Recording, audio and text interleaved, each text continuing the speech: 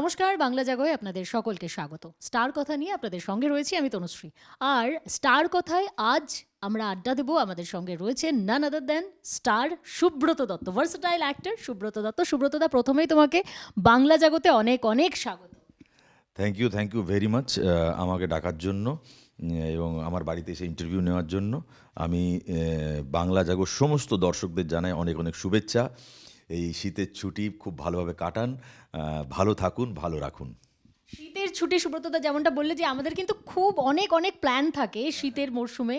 তো তুমি এতদিন পর, মানে তোমার তো কলকাতায় আসা খুব কম সময়ের জন্য হয়, একটা লিমিটেড টাইমের জন্য হয়, এবারে কতদিনের জন্য এসছো আর কী কী প্ল্যান রয়েছে কলকাতায়?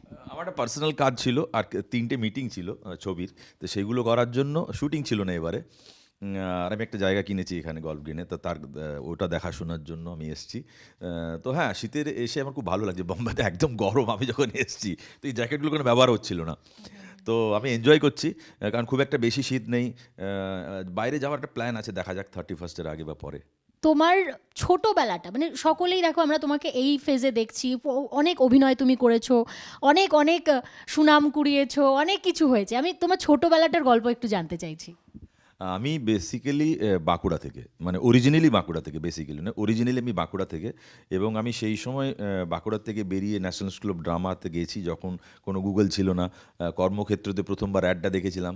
আমি এখন যদি ভাবি পিছন দিকে তাকাই বা পিছন ফিরে তাকাই, তাহলে মনে হয় পুরোটাই যেন একটা ড্রিম, স্বপ্নের মতো। মানে এটা যে পসিবল হবে হবে আমি ভাবতে পারিনি, মানে আমি জীবনে কোনোদিন ভাবতেই পারিনি সিনেমাতে অ্যাক্টিং করবো। জুলজি অনার্স করতে করতে, এমবিএ করতে করতে একটা বহরমপুর একটা রেপার্টরিতে একটা ন্যাশনাল স্কুল অফ ড্রামার একটা ওয়ার্কশপ হয়েছিল, সেখান থেকে যাত্রা শুরু। এবং আমি বাঁকুড়াতে আমি খুব অনেক যাত্রা করতাম, রবীন্দ্র নৃত্য করতাম সেখানে। সন্দীপ মুখার্জি, বনুদি, ওনার আমার টিচার, প্রণতি সেনগুপ্ত, উনি আমার টিচার। আমার বেসিক্যালি পুণ্যশ্লোকে আমার অনেক বইপত্র পড়া হয়েছে। উনি শান্তিনিকেতনের ছাত্রী, এখনও পর্যন্ত রেগুলার চালিয়ে যাচ্ছেন। পার্থ কুণ্ডু, মানে ওই জায়গাতে বড় হওয়াটা। এবং তারপরে আমি ন্যাশনাল স্কুল অফ ড্রামাতে যাই, সেখানে ভেবেছিলাম থিয়েটার ডিরেকশন নেবো। কিন্তু যা হয়, আমার মনে হয় কি কোথাও না কোথাও একটা অদৃশ্য শক্তি রয়েছে, সে পুরোটাই পরিচালনা করছেন, আমরা জাস্ট কর্ম করে যাচ্ছি।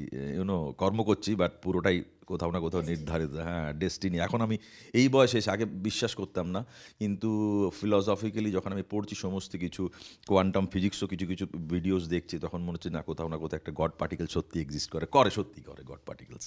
আচ্ছা, তুমি বললে যে জুওলজিতে অনার্স, তাই তো? এরকম একটা একাডেমিক্যাল কেরিয়ার ছেড়ে দিয়ে আমরা সকলেই জানি, দেখো যে ফিল্ম কেরিয়ার, অভিনয় জগৎটা কিন্তু একেবারে যে সুনিশ্চিত জীবন তা তো নয়। তো ওই নিশ্চিত জীবন থেকে একটা অনিশ্চিত জীবনে প্রবেশ করা, মানে এটা কেন হঠাৎ? হ্যাঁ, জুলজি অনার্স করতে করতে আমি এমবিএতেও 1 বছরের কোর্স করেছি। হিন্দুস্তান লিভারে আমার ট্রেনিং হওয়ার কথা ছিল।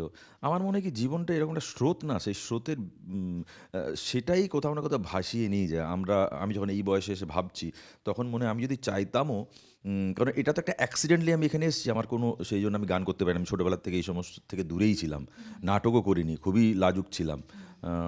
তো সেখান থেকে আমার ওটাই মনে হয় কি ইটস অল অ্যাবাউট ডেস্টিনি। কারণ আমি কোনোদিনই ভাবতে পারিনি কি সিনেমা করব, এবং সেটা থিয়েটার থেকে সিনেমাতে শিফট করব, এবং সেটা কলকাতায় নয়, বম্বেতে শিফট করে যাব। মানে এখন তো বম্বে কলকাতা দুটো জায়গাতেই, এবং বিখ্যাত বিখ্যাত স্টারেদের সঙ্গে বা বিখ্যাত ডিরেক্টরদের সঙ্গেই এত ভালো কাজ করব। মানে এটা একটা আমি সেই জন্য বলবো, যারা দর্শক বা যারা ইয়াং জেনারেশন, কি যদি স্বপ্ন দেখতে পারো তাহলে কিন্তু সফলতা পাবেই। তো স্বপ্ন দেখাটা খুব জরুরি। আমাদের প্রত্যেকেরই না একটা টার্নিং পয়েন্ট থাকে, মানে কেরিয়ারে, যে আমরা অনেক সময়, এই যে তুমি যেমন বললে যে জুলজি অনার্স নিয়ে পড়ছো, এমবিএ করছো, সেখান থেকে তুমি হঠাৎ করে অভিনয়তে চলে গেলে। তো আমরা সকলেই জানি যে আমরা যে যা করছি সেখান থেকে কখন কোন দিকে জীবন মোড় নেবে আমরা জানি না। তো তোমার এরকম টার্নিং পয়েন্ট কিছু ছিল? হ্যাঁ, টার্নিং পয়েন্ট ছিল এনএসডিতে হয়ে যাওয়াটা। আমি ভাবিনি কি ন্যাশনাল স্কুল অফ ড্রামা, যেটা সেটাকে এনএসডি বলে, প্রথমবারই হয়ে যাওয়াটা। এবং তারপর আমি ওখানে হিন্দি জানতাম না, আমি বাঁকড়ি কথা বলতাম। সেখান থেকে আমার একটা কালচারাল কনফিউশন হলো। সেকেন্ড কালচারাল কনফিউশন যখন আমি লন্ডনে পড়তে গেলাম, চার্লস ওয়ালেস ট্রাস্ট, দুটোতেই স্কলারশিপ পেয়েছিলাম। এনএসডিতে তো সবাই স্কলারশিপ পায় চান্স পেলে, আর ওখানে Charles Wallace trust British council থেকে স্কলারশিপ নিয়ে 2 বছরের জন্য পেয়েছিলাম, যদি আমি 1 বছর পরে চলে আসি। সেটাও একটা টার্নিং পয়েন্ট। এক বছর পরে চলে চলে এসেছিলে কেন?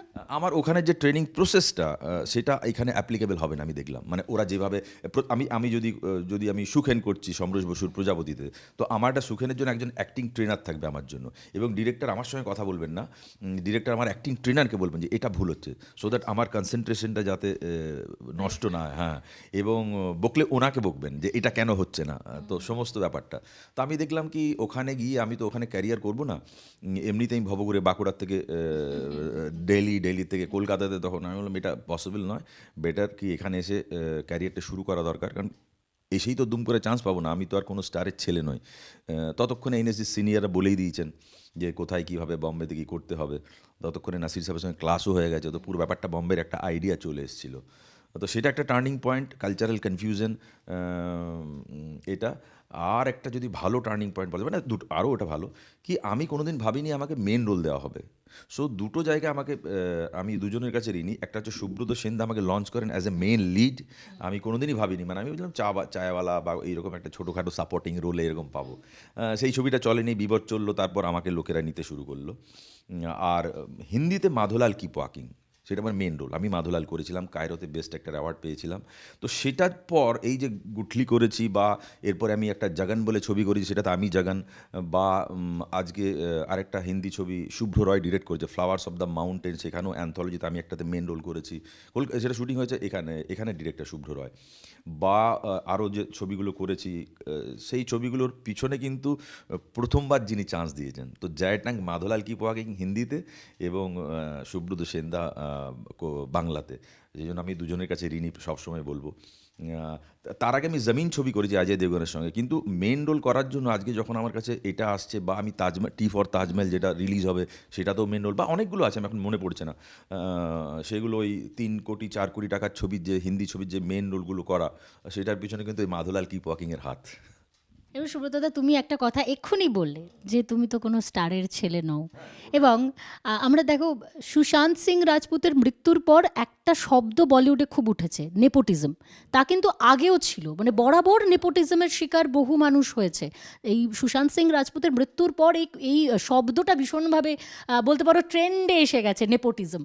তো তোমার ক্ষেত্রে এরকম কিছু ঘটেছে, বা এরকম কোনো অভিজ্ঞতার শিকার তুমি হয়েছো? নেপোটিজম তো প্রত্যেকটা প্রফেশনেই আছে। জঙ্গলে যাই আমরা, যখন জঙ্গলে তো মশা কাটবেই, মাছি হবে, চলতে অসুবিধা হবে, জঙ্গলে থোড়াই শহরের এইগুলো পাবো আমরা। তো ওটাও তো একটা মেলা, একটা ইন্ডাস্ট্রি। তো সেখানে তো নেপোটিজম মানে যার আমার মেয়ে যেমন প্রাধান্য পাবে, আমার মেয়ে 13 বছর বয়স, ওর নাম আত্রেই যদি অ্যাক্টিংয়ে আসতে চায়, মাইনি বলি আমরা, ও যদি আসতে চায় তাহলে তো ও একটু প্রাধান্য পাবে, এটা তো অস্বাভাবিক কিছু নয়। মানে আমার মনে হয় কি এটা, এবং সুশান্ত সিংয়ের জীবনে যেটা হয়েছে সেটার জন্য সুশান্ত সিংও দায়ী। নিজেকে কিভাবে কন্ট্রোল করতে হবে, সেলফ কন্ট্রোল, সেটা তো আমাদের অ্যাক্টিং ট্রেনিংয়েই শেখানো হয়, সেই জন্য ট্রেনিংটা খুব দরকার, নাহলে অভিমন্যুর মতো আমরা চক্রবেয়ে ঢুকে যাব আর বেরোতে পারবো না। সো একটা স্টার হওয়াটা, শুধু ক্যারেক্টারটা করাটা যেরকম খুব ইম্পর্টেন্ট, স্টার হয়ে ওটাকে সাস্টেন করাটাও কিন্তু ইম্পর্টেন্ট। আমরা যদি রাজপালকে দেখি, বা রাজপাল আমার জুনিয়র এবং আমার বন্ধুগুলোর নামটা নিচ্ছি, স্টার হয়ে সাস্টেন করে না, মাথাটা একটু গোলমাল হয়ে যায়। সেটা আমি কলকাতায় কারো নাম জানি না ঠিক মতো করে। এটা দেখবে যে সিরিয়ালের অনেক ছেলে মেয়েরা দেখবেন এর সময় অনেক ড্রাগ অ্যাডিক্ট বা আত্মহত্যার পথ বেছে নেওয়ার চেষ্টা করে, আমি চেষ্টা করেই বলবো করে না।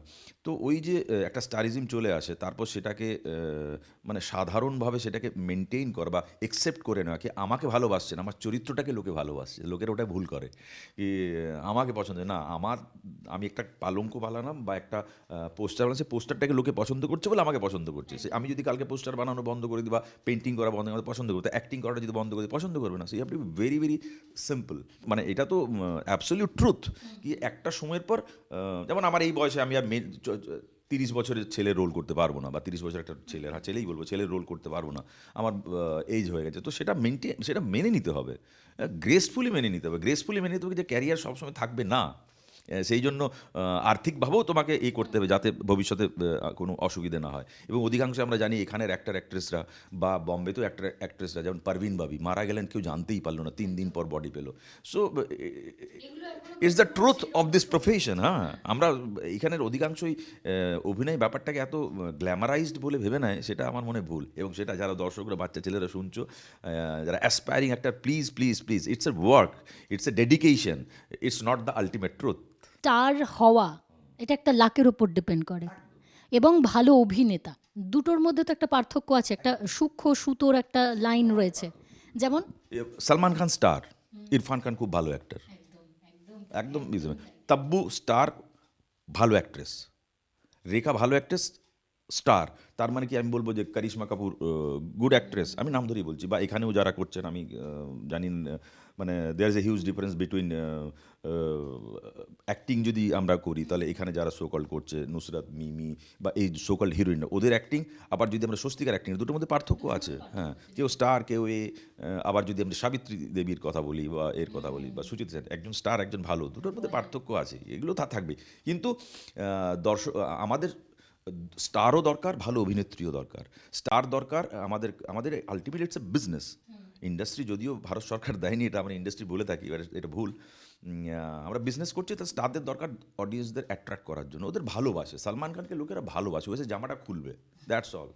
বলিউডে তুমি যত বছর কাজ করেছো, মানে হাতে গুনলে বোধহয় আমি গুনে শেষ করতে পারবো না, তুমি যতগুলো ছবি তুমি করেছো, তার মধ্যে যদি আমি অর্ডার করতে বলি, মানে অর্ডারাইজ করতে বলি, তাহলে একদম ফার্স্টে নিজেকে কোন ছবিতে তুমি সব থেকে বেশি মার্ক দেবে, এবং তারপর অর্ডার ওয়াইজ তুমি এক এক করে যদি বলো যে আমি, হ্যাঁ মানে আমার একটা হয় না যে আমি এই কাজটা সব থেকে ভালো করেছি, এরকম কিছু যে আমি জানতে চাইছি। আমি যদি বিজনেস ওয়াইজ বলি, যে ছবিটা অনেকেই জানে না এখনও পর্যন্ত, ইউটিউবে আছে, মাধোলাল কি পকেট, কম বাজেটের ছবি।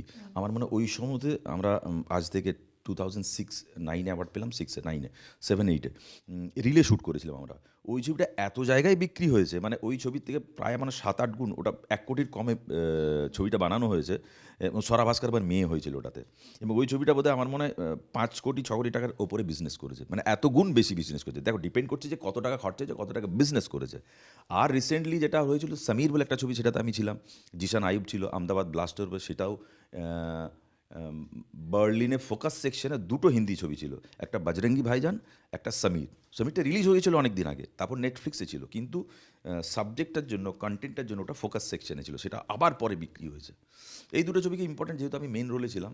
বাকি আমার ভালোই লেগেছে, আমার বচ্চন সাহেবের সঙ্গে কাজ করাটা খুব হেভি মজার হয়েছে, মানে ওনার ছবির টিকিট আমি ব্ল্যাকে দেখেছি, আমার হাতে এখনও দাগ আছে, টিকিট কাউন্টারে টিকিট কাটতে লোকেরা ব্লেড চালিয়ে দিয়েছিল, ওনার সঙ্গে অ্যাক্টিং করে আমি হেভি মজা পেয়েছি।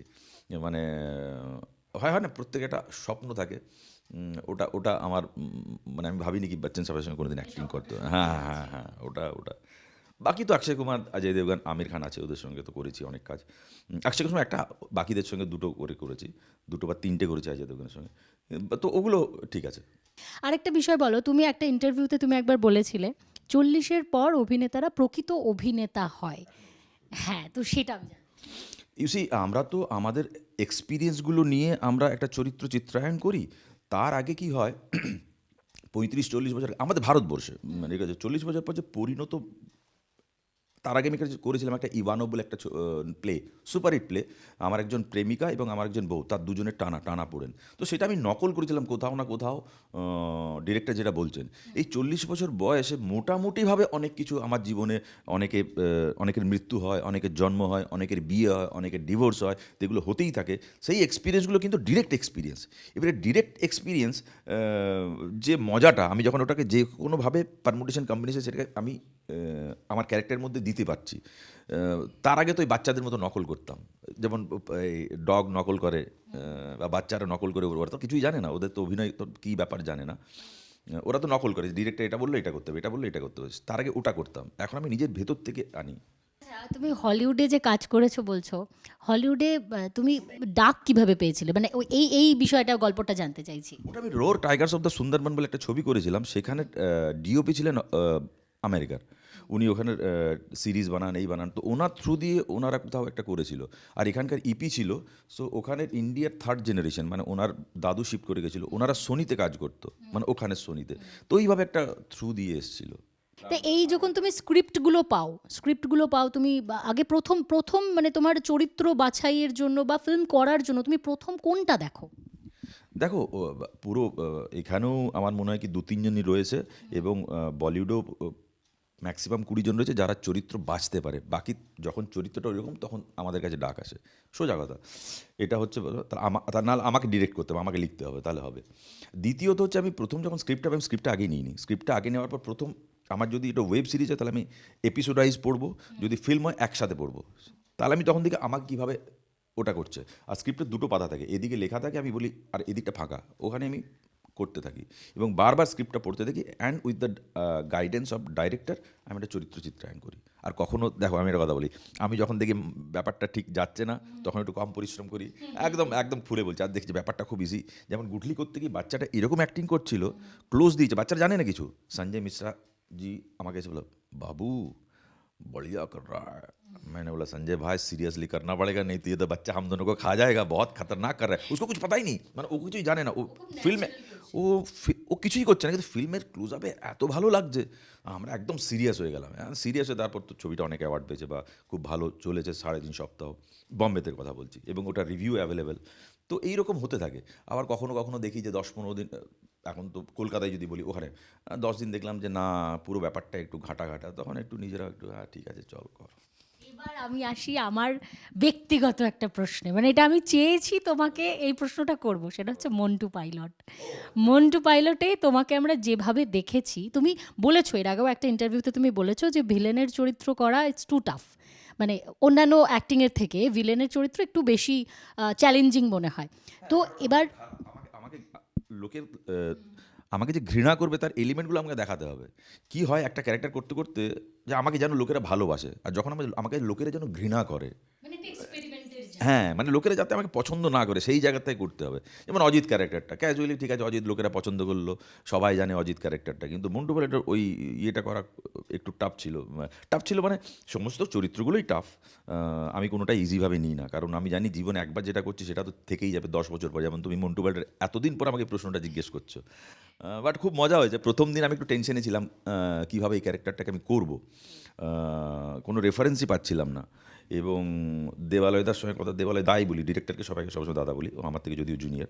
তো দেবালয়দার সঙ্গে ডিসকাশন করতে করতে করতে করতে তখন আমি বললাম যে এটা যদি একদম পারফেক্ট হবে, বেশি মুভমেন্ট করবে না, আমি জীবনে খুব এরকম মানে নিজের জীবনে এরকমভাবে করি, তো এটা যদি একদম উল্টে দেওয়া যায়, আর আমার গলার ভয়েসটাকে যদি খুব বেশি করে ইউজ করা হয় একটা পিচ নিচে, তাহলে হয়তো ব্যাপারটা হবে। এবং খুব ভালো লেগেছে লোকেদের, এখনো পর্যন্ত লোকেরা।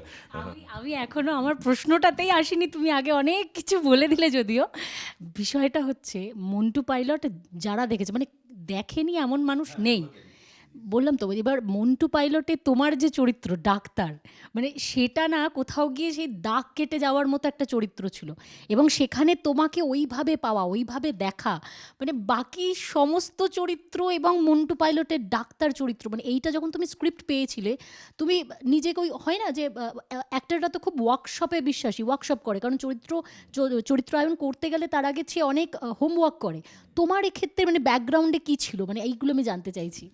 এটা আমার মনে হয় থ্যাঙ্কস টু মাই ডিরেক্টর দেবালয় ভট্টাচার্য। দেবালয়ের সঙ্গে কী হলো, কি দেখা করলাম, আমাকে সিলেক্ট করলো, আমি তো কিছু বুঝতে পারলাম না। দেবালয় বাইরে এসে বললো 2-3টে লাইন বললো, আমি তখনও বুঝতে পারিনি। শুটিংয়ের সময় একটা সিন করলাম ওই ডিসকাশনটার পর, এরপরে কিন্তু চরিত্র বাড়তে থাকলো। ওই যে আমার কিছু ডায়লগ আছে সেগুলো কিন্তু এক্সট্রাভাবে শ্যুট করা, সেটা কিন্তু অন সেটে লেখা হচ্ছে। থ্যাঙ্কস টু দ্য ডিরেক্টর এই জন্য কি দেবালয়দা অন সেটে আমার চরিত্রটাকে অনেকটা শেপ আপ করেছে। এবার বলো যে তোমার হাতে এখন প্রজেক্ট কি কি আছে? কমপ্লিট তো অনেকগুলো আছে। একটা নাম ছিল গুরুজি, এখন পাখি, অঙ্কুশ, শুভশ্রী, আমি। ওটাতে আমি খতরনাক ভিলেন, কত্থক ডান্স করি, এবং যদি ছবি মানে আমি কনফার্ম মানে যারা যারা দেখেছে, ওটাতে আমি একটা গেয়ের ক্যারেক্টার করছি, গে সরি বলা কেউ কিছু মনে করো না, মানে সমকামীর একটা চরিত্র করছি, এবং সে খুব ভালো কত্থক নাচে, এবং কত্থক একটা তাণ্ডব নৃত্যও আছে। ওটার জন্য আমি একটু প্র্যাকটিস করেছি খুব ভালো করে, অনেক আগে কত্থক করতাম, আগে তো ছিলাম না। তো ওটা একটা আছে ফ্লাওয়ার্স অফ দ্য মাউন্টেন, শুভ্র রয়, সেটা হিন্দি অ্যান্থোলজি। আর একটা আছে কাঁটায় কাঁটায়, একটা সিরিজ আছে জি5 রিলিজ হবে। আর আমি বাংলারটাকে বলে দিই, টি ফর তাজবেল একটা হিন্দি ছবি আছে ওখানে। আর জগন বলে একটা ছবি করলাম কমপ্লিট, যার সঙ্গে আমি 3 স্মোকিং ব্যারেলস করেছিলাম। এটা তো আমার মেইন রোল, হিন্দি ছবি, একটা মেন্টালি রিটার্ডেড লোকের ওপর। এটা আমরা কানসে আমরা ট্রেলারটা লঞ্চ করব। ছবি চান্স পাবে তো এটা তো কনফার্ম না, সেই জন্য আমরা নিজের খরচাতেই কানসে ট্রেলারটা লঞ্চ করব, মানে ওটা হবে। ওটা প্রায় শেষ, ডাবিং হয়ে গেছে, ডাবিং তো না, সিং সাউন্ড। আর আরেকটা অভাগীর স্বর্গ কমপ্লিট আছে, সেটাতে সৃজিতদার বউ মিথিলা ওটাতে আছে। আরেকটা মোবাইল অ্যাম্বুলেন্স নিয়ে ছবি আছে, মোবাইল অ্যাম্বুলেন্স নিয়ে একটা ছবি আছে, সেটাও কমপ্লিট হয়ে গেছে। সেটা আমরা ভাবছি যে কলকাতার ফিল্ম ফেস্টিভ্যালে বোধহয় লঞ্চ করব, কারণ ওটা এখন 3-4 মাস লাগবে, কারণ ওই ধরনের সাবজেক্ট। এবারে আসি শেষের দিকে, শেষ প্রশ্ন, 2023 কেমন কাটলো? 2024-এ যেমন আমরা বলি যে নিউ ইয়ার রেজলিউশন, সেরকম কিছু আছে? না, নিউ রেজলিউশন নেই, কিন্তু আমি খুব এক্সাইটেড। আমি আরেকটা ছবি করেছি, বাস্তার দ্য নাক্সালাইট স্টোরি, সুদীপ্ত সেনের ছবি। আমার রোলটা ছোট কিন্তু খুব ইন্টারেস্টিং ক্যারেক্টারটা। 5th এপ্রিল রিলিজ হবে, ওটা ফিক্স হয়ে গেছে। খুব ছোট্ট বা খুব ইন্টারেস্টিং ক্যারেক্টার, মানে পুরো ক্ল্যাপিং সিন আছে, বাকিটা পরে বলবো। দুটো সিন বা তিনটে সিন, কিন্তু ক্ল্যাপিং একটা সিন আছে। I am the cause, effect is the film. তো রোলটা ছোট। তারপর আছে টি ফর তাজমহল রিলিজ হবে, সেটা শুনলাম, ওটা তো মেন রোল। জগনটা রিলিজ হবে, এবং এই বাকিগুলো তো রিলিজ, মানে আর রেজলিউশনের মধ্যে কিছুই পড়ছে না। আমি না এখন অ্যাক্টিং ছাড়া কিছু ভাবি না। বাকিটা আবার পরের পরের পরের এপিসোডে আমরা এসে তখন গল্প করব। একদমই, অনেক অনেক ধন্যবাদ সুব্রতদা তোমাকে। আর আপনাদের, যারা আপনারা দেখছেন স্টার কথা, দেখতে থাকুন। আজ এখানেই শেষ করছি, ধন্যবাদ।